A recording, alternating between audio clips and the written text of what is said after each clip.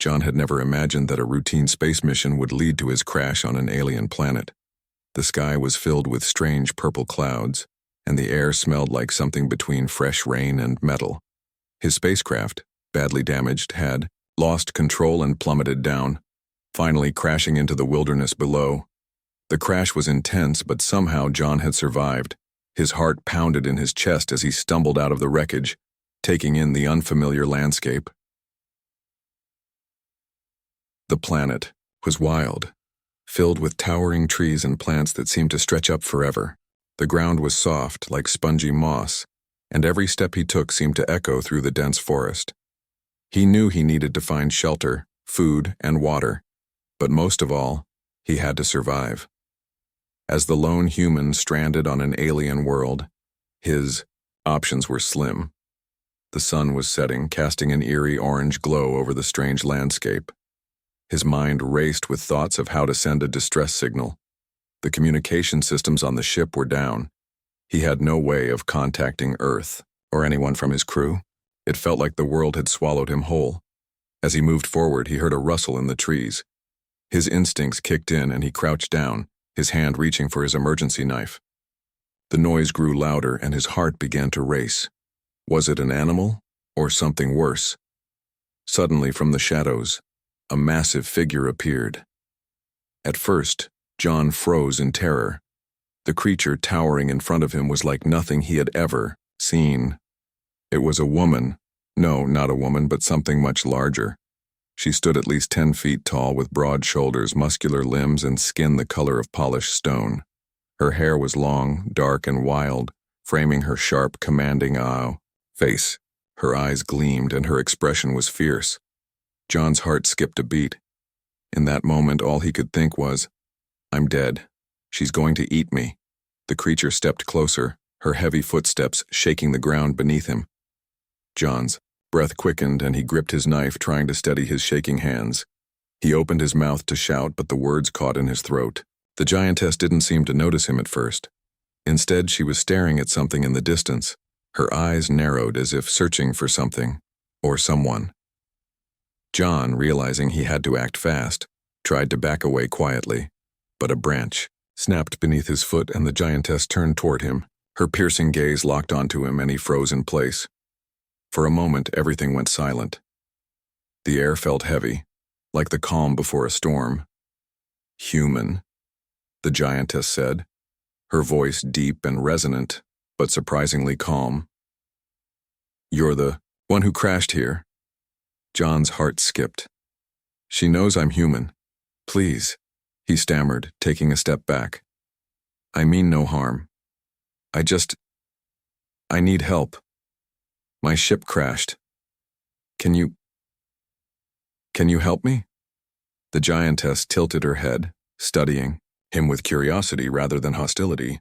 "Help?" she repeated. "Why do you think I would help you?" I don't know," John said, desperation creeping into his voice. "I don't even know where I am. Please, I'm stranded. I need food, shelter, water, just a way to survive." She took a slow, deliberate step forward. John's pulse raced and he instinctively gripped his knife tighter, though he had no illusions about its effectiveness against such a giant. The woman was so much bigger than him. If she wanted to crush him, it would be over in seconds.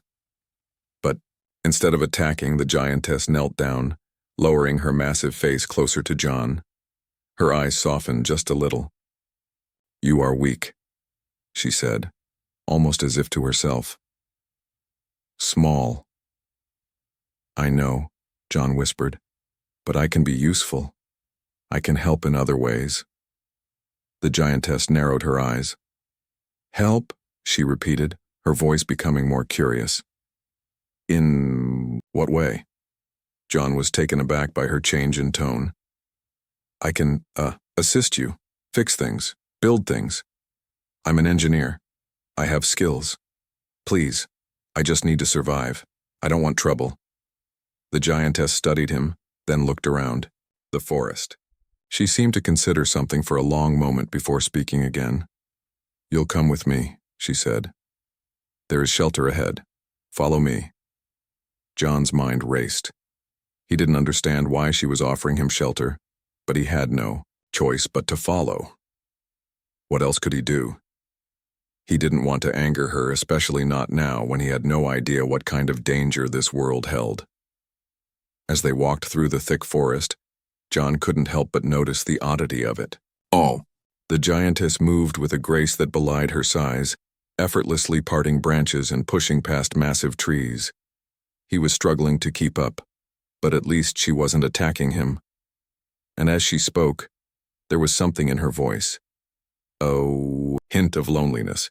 "I am Zora," she said, almost as if she expected John to know her name. "You will stay in my home for now. It is the only place safe enough for you." "Thank you," John managed to say, though his mind was still racing. Who was she? What did she want from him? Was he truly safe here? But as they reached the edge of the forest, John's thoughts were interrupted by the sight of Zora's home. It was massive, an intricately built structure that looked as though it had been carved from the living rock. Everything about it was larger than anything John had ever seen. The doorframe alone was over 10 feet high. John stepped inside, still in awe of the sheer scale of everything. Zora followed him inside, and without another word she turned to leave, leaving John to his thoughts. But as she left, one last thing caught John's attention. Before she walked away, Zora looked back at him over her shoulder and said, "I'm not going to eat you, human. I need you for something else." John's mind whirled. What does she mean by that? John followed Zora into her home, still feeling the shock of what had happened. The interior of her dwelling was unlike anything he had ever seen. The walls were made from smooth stone, shaped and polished as if carved by some powerful force. The furniture was massive. Each chair and table seemed designed for someone much taller than him. Yet everything was arranged with a certain order and care, making it clear that Zora had created this space for herself alone. She motioned for him to sit on a large stone bench that was placed in the center of the room. John hesitated, still unsure of his situation. He knew nothing about this world or its rules, and the giantess was a mystery. She had been calm, but there was something unsettling in the way she spoke. He could tell she wasn't like any being he had encountered before. Zora, meanwhile, stood near the entrance of the dwelling, her back to him as she stared out into the vast alien wilderness. She seemed lost in thought, her sharp eyes scanning the horizon. After a long silence, she finally spoke. "Do you know where you are, human?" Her voice was quiet, but it carried the weight of years of experience. John paused for a moment, trying to understand the question. "No," he admitted. "I have no idea. I crashed here. I was just trying to survive." Zora turned, her towering frame casting a shadow over him. She stepped closer, her presence overwhelming. "This is my world," she said simply, as if it were the most obvious thing in the universe. "And you are in the heart of it." John looked around the room again, taking in the strange carvings and symbols etched into the walls.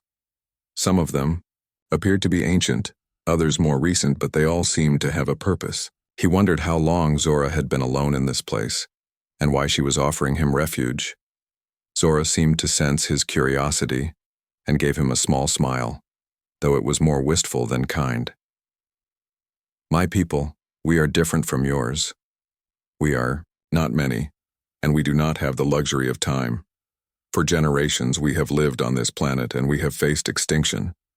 The words hung in the air, heavy with meaning. John shifted on the stone bench, unsure of how to respond.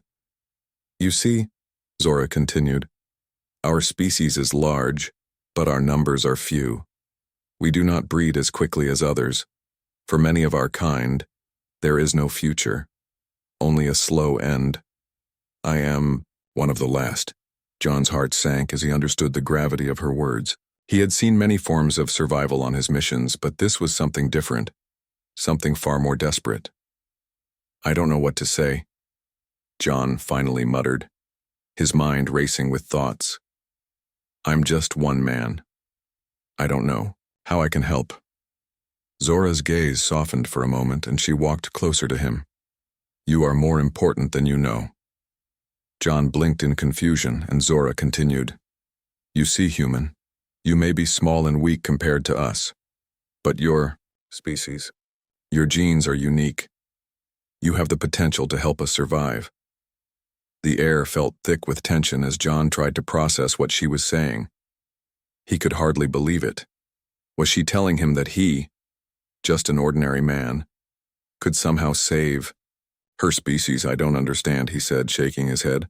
How could I possibly help? I'm not a scientist, I'm just an engineer. I don't even know how I got here. Zora's expression grew serious, her eyes piercing as she studied him.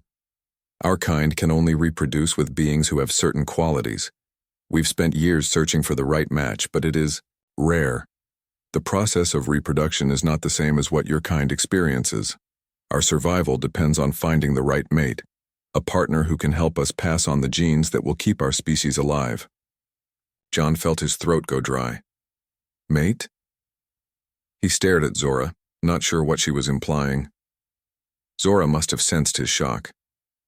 You have a gift, human. Your species, your DNA is what we need. The process is simple, but it is essential. John struggled to find words. I didn't come here to be part of some experiment or ritual. I'm just trying to survive. Zora nodded slowly, her expression softening once again. I understand your hesitation. I do not ask this lightly. But there is no choice left for us. You are the only one I have found in many cycles, the only one who can help. John ran a hand through his hair, still unsure whether he was dreaming or awake. The situation seemed so strange, so unreal. How could he be the key to saving an entire species? But there was something about Zora that made him hesitate to argue. Her strength, her calm, her deep, unspoken sadness. They were real. This wasn't some fantasy. This was a life-or-death struggle for survival, and John was now caught in the middle of it. I don't know if I'm ready for this, John said quietly. I didn't sign up for this, I'm just trying to find a way back home. Zora gave him a sad smile.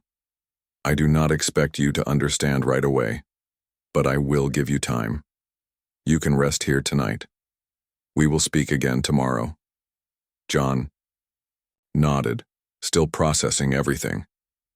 He had hoped for a quick escape, a way to leave this alien world behind and return to Earth. But now he wasn't so sure. The giantess had offered him more than just shelter. She had offered him a chance to be part of something much larger than himself, something that could determine the fate of an entire species. As the night grew darker, Zora left him to rest, but the weight of her words stayed with John. He lay, down on the stone floor, staring up at the strange alien ceiling, feeling a mixture of fear, confusion, and something else, something like hope. The following morning, John woke up to the strange sound of birds chirping in the distance. The light from the twin suns of the alien planet filtered through the gaps in the stone walls, casting long, narrow beams across the room. He sat up slowly, his mind still grappling with everything that had happened.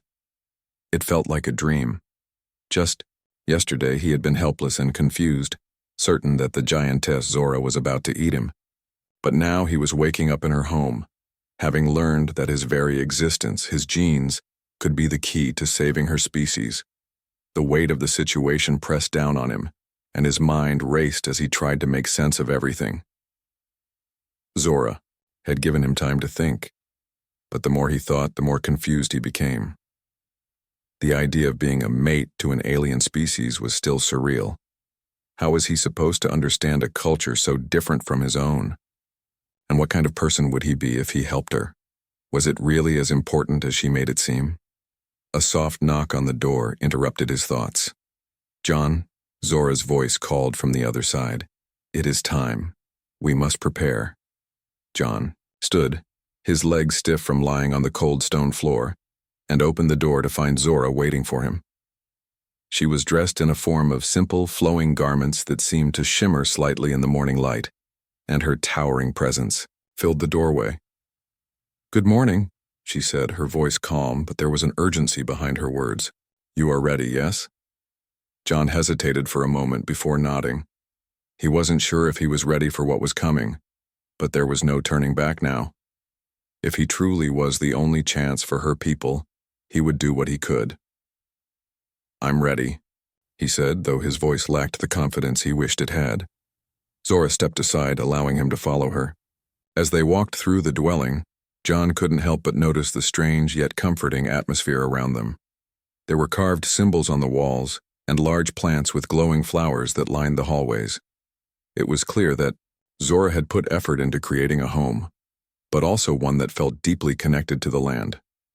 Outside, the air was cool, and the landscape stretched out before them like a vast ocean of green and stone. In the distance, towering mountains loomed, their peaks covered in a foggy mist.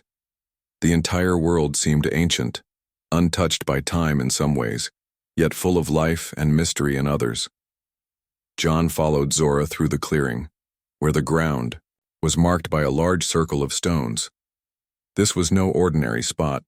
The stones were arranged in a pattern that spoke of ancient rituals and traditions. It was a sacred site, and John could feel the weight of it as they approached. "This is where it happens," Zora explained as she stepped into the circle. "The process begins here.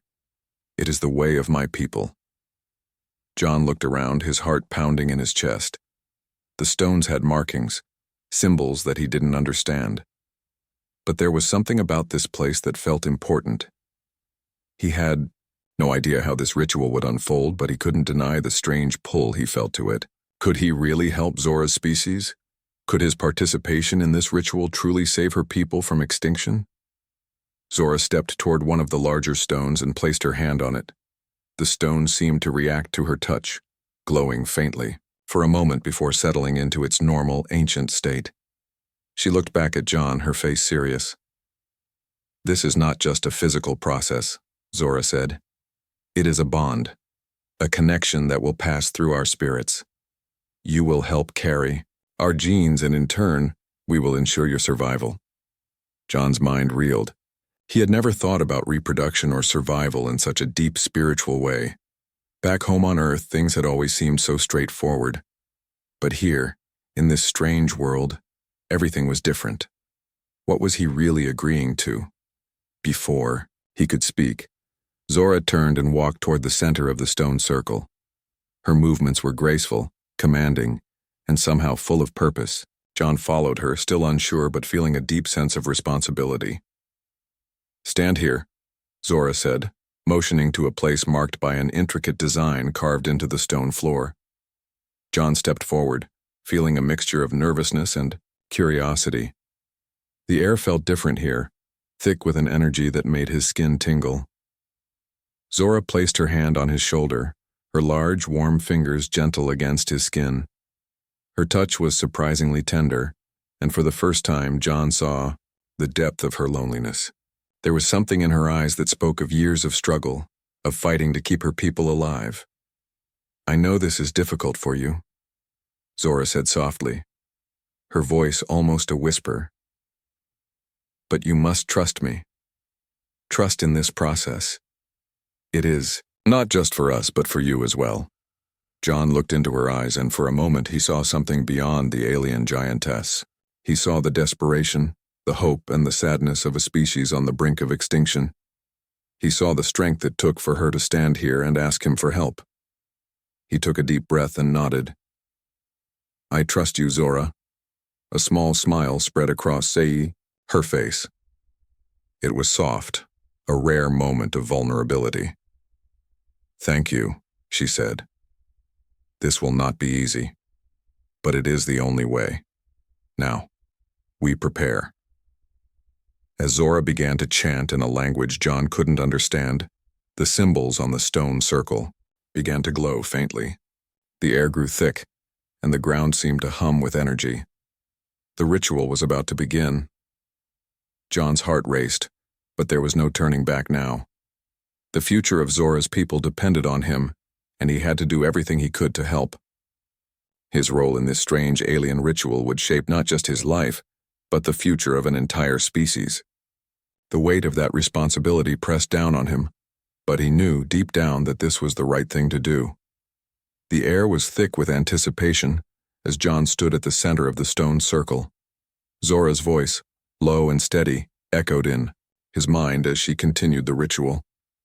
Her words, though alien, carried a certain rhythm, as if they were part of the very fabric of the world itself. John couldn't understand the language, but he could feel the power behind it, like an ancient force rising up from the earth beneath him. The symbols on the stones began to glow brighter, casting an otherworldly light across the clearing. The once silent forest around them now hummed with life, as if the entire planet was aware of what was happening. Zora moved around the circle with purpose, her long strides graceful, yet heavy, each movement deliberate. Her eyes were focused, her face serene, but there was an intensity in her gaze that John couldn't ignore. She was preparing for something important, something that had been set in motion long before he had arrived. John stood frozen, still trying to process everything. He wasn't sure what was happening, but he couldn't deny the sense of something larger than himself taking place. The weight of his decision, his role in this ritual, pressed down on him, but he felt a strange calmness settle over him. He had made the choice to be here. Now all he could do was trust in Zora and the process she had described. "You must let go of your fear."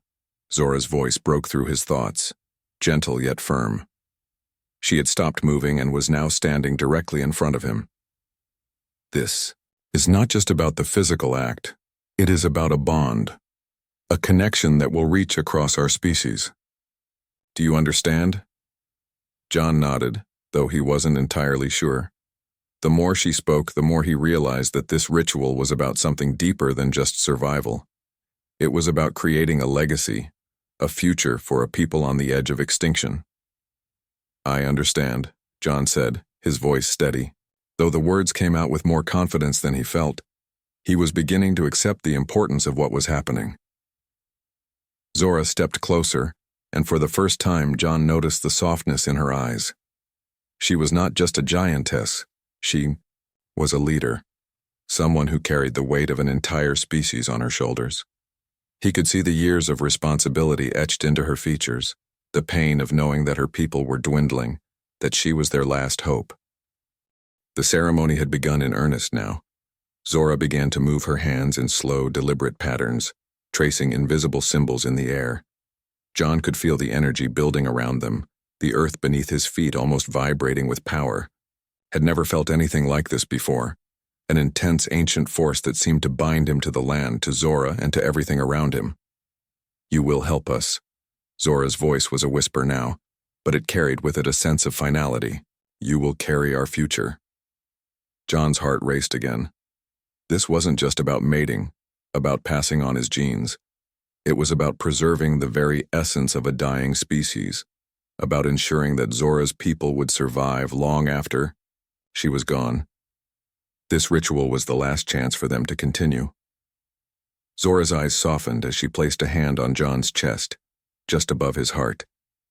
He could feel her warmth through the layers of his clothing, and for a brief moment he felt connected to her, not just physically but on a deeper spiritual level.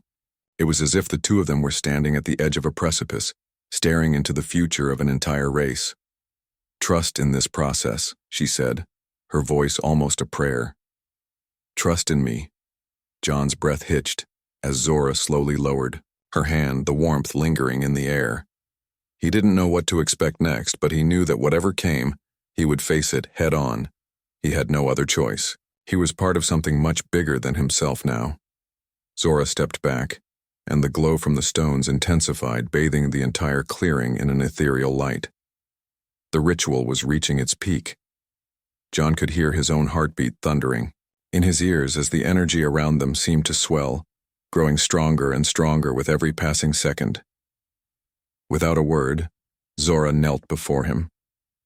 Her massive form loomed over him, but there was no fear in his heart. Just trust. Just the knowledge that he was here to do something important, something that would shape the future of her people. She placed her hands on the ground, and the symbols on the stones flared brighter. The air grew thick with the energy of the planet, and John felt his own body react to it. His skin tingled as if the very earth was calling to him, urging him to take part in this ritual. And then, everything went quiet. For a moment, it felt as if time itself had stopped. The only sound was the soft rustling of the wind through the trees and Zora's steady breathing. Her eyes locked with his, and in that moment, John understood what she had meant. This was not just about biology. It was about hope, about life, continuing in a world where everything seemed to be fading away. John took a step forward, his heart racing, but this time, there was no fear. Only the certainty that he was doing the right thing. He reached out, his hand trembling slightly as he touched Zora's arm. She looked up at him, her expression softening.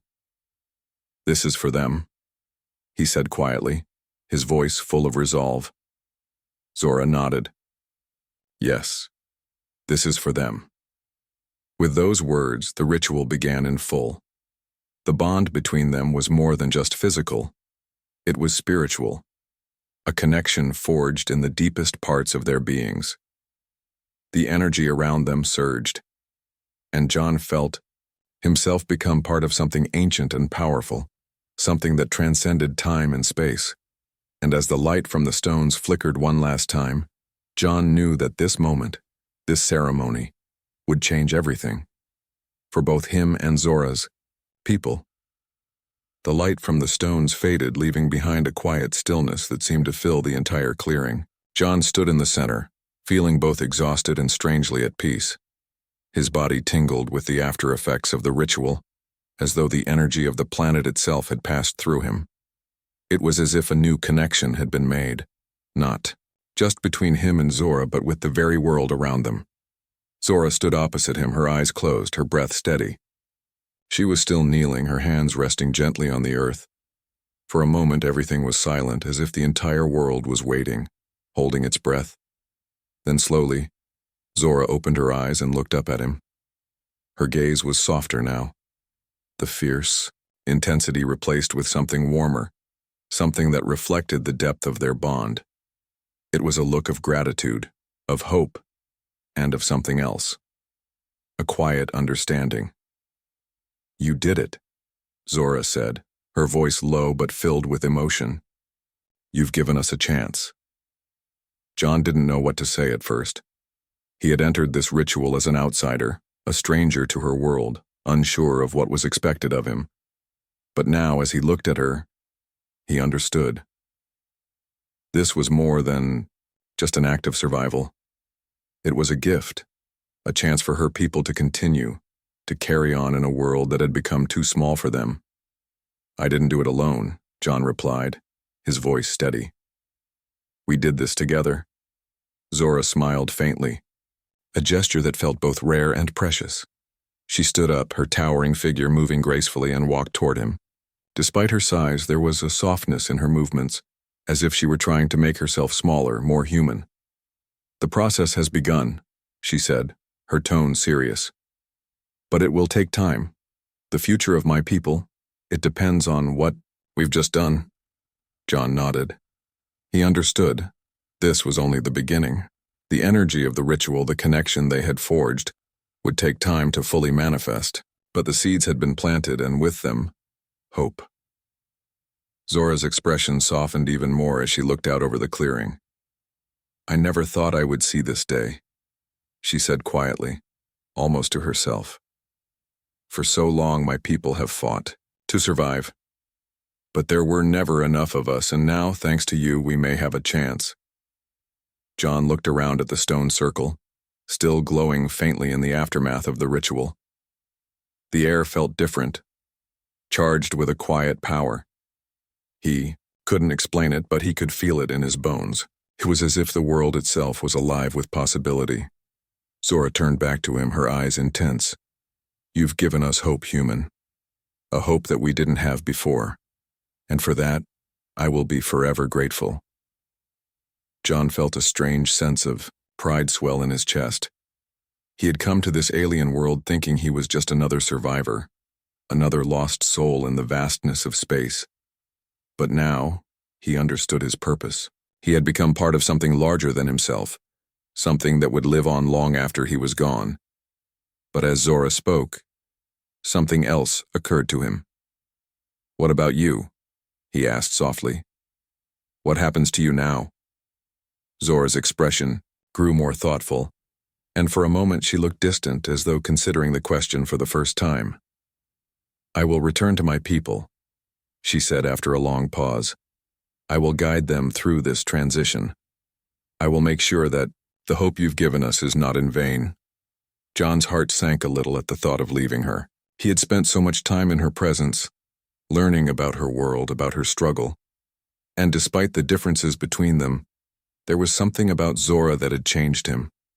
He had come to care about her, not just as a giantess, but as a person, someone who had fought for survival, just as he had. "I will stay as long as I'm needed," John said, his voice firm. "I'll help however I can." Zora looked at him with a mixture of gratitude and something more. "You have already done more than you know. You've given us the future, and that is a gift beyond measure." They stood there for a long moment, the weight of their shared experience hanging in the air. The bond they had formed in the ritual was undeniable. It was something that transcended race, species, and even the differences in their worlds. They were united now, not just by survival, but by something deeper, something that was rooted in the very essence of life itself. Finally, Zora took a step back and gestured toward the horizon, where the sun was beginning to rise over the distant mountains. "There is much to be done," she said, her voice steady, "but we will do it together." John followed her gaze, feeling the weight of the moment settle in. There was a long road ahead, but for the first time since his crash, he felt a sense of purpose. He wasn't just a survivor anymore. He was part of something that could change the course of history for Zora's people. As they walked back toward the dwelling, John's thoughts turned to Earth, to his old life. He wasn't sure what his future held anymore. But one thing was certain: he had found something here. He had found a new purpose, a new beginning. And as he looked up at Zora, who walked beside him, he knew that this was only the start of something much bigger than either of them could have imagined.